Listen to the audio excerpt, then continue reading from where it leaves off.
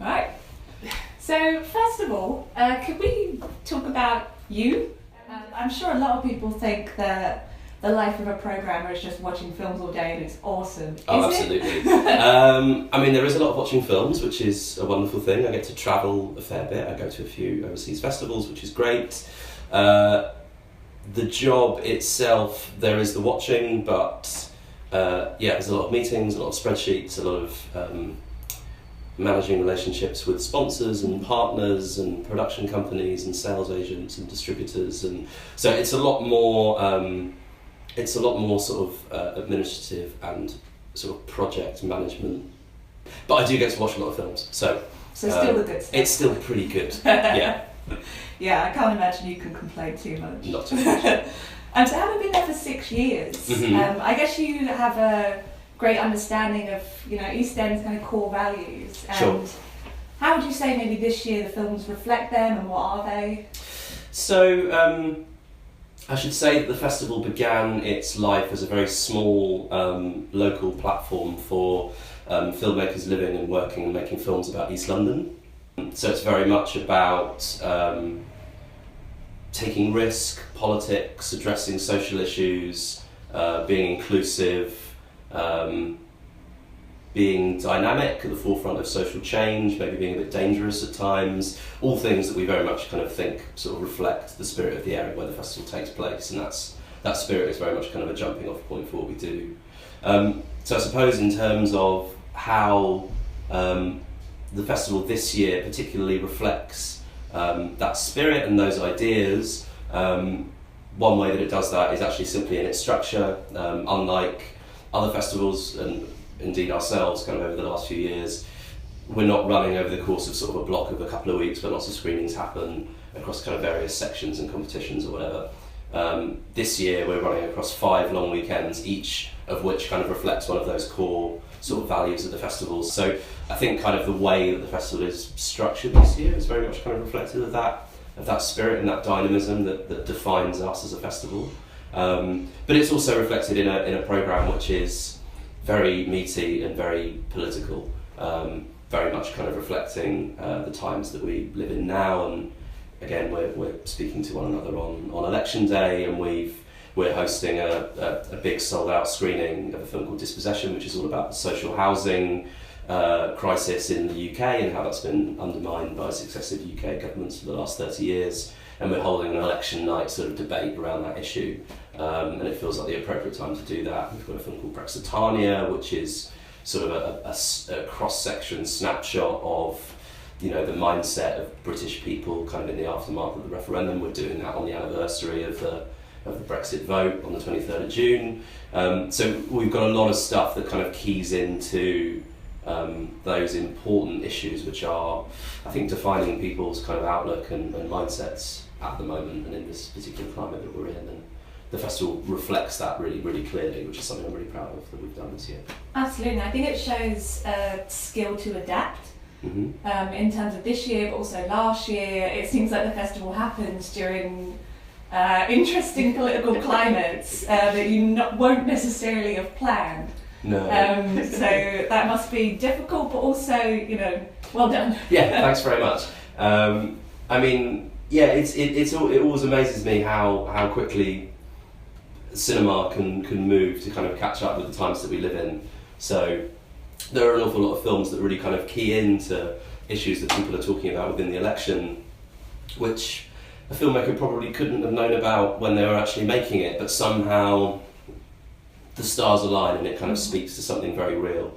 Having said that, once the election is over, people's minds will probably sort of cast across to kind of other stuff that's happening, and that's the point at which we hope to kind of sell them some more tickets. Yeah. So yeah, still lots of those to shift at the moment. Yeah. Yeah. And this month is also Pride Month. Mm-hmm. And you've got a great selection of LGBT features, shorts, charity partnership with Stonewall, that's right. fundraisers. Mm-hmm. So why was the decision made to focus on LGBT this year? To some extent, actually, it's kind of grown out of a fairly natural curatorial sort of process for the festival.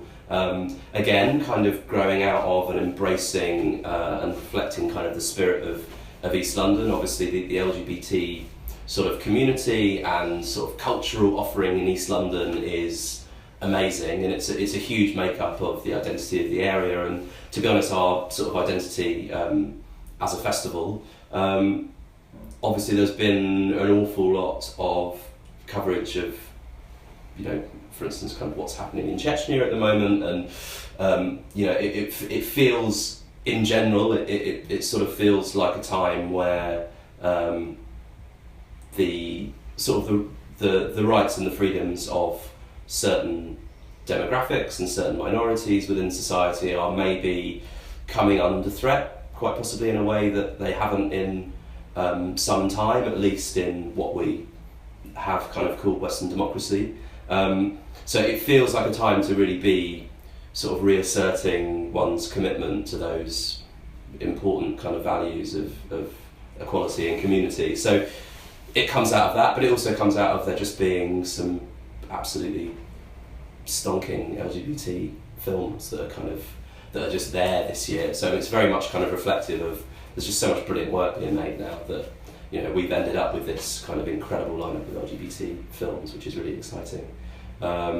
You know, I guess sort of two of the biggest of those are the new Tom of Finland biopic, which will be premiering at Hackney Picture House on the 30th of June. We've got an amazing film called The Death and Life of Marsha P. Johnson, made by a filmmaker called David France, who came to the festival 5 years ago with his last film, How to Survive the Plague, which is all about sort of the ACT UP sort of activist movement that surrounded the initial sort of HIV outbreak in the early 80s. That film was nominated for an Academy Award, and this is his follow-up about an incredibly important trans activist who died in very tragic and sort of mysterious circumstances in the early 90s, and was kind of involved in the Stonewall kind of protests originally, and we're very glad to be working with the charity Stonewall on that screening now, and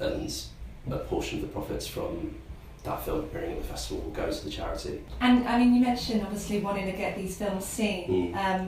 I think maybe that's even more significant with short films, because that's even rarer for these to be screened on big screen.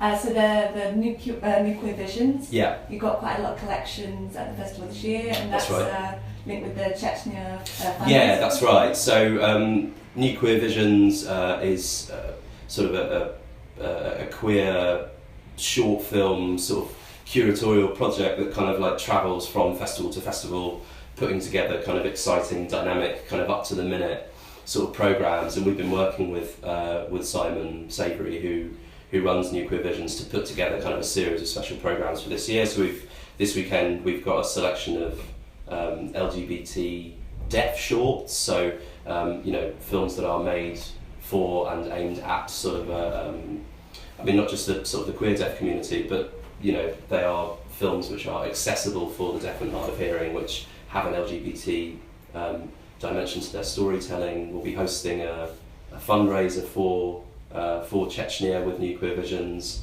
at the Masonic Temple at the Andaz Hotel, in order to raise donations to help support that cause.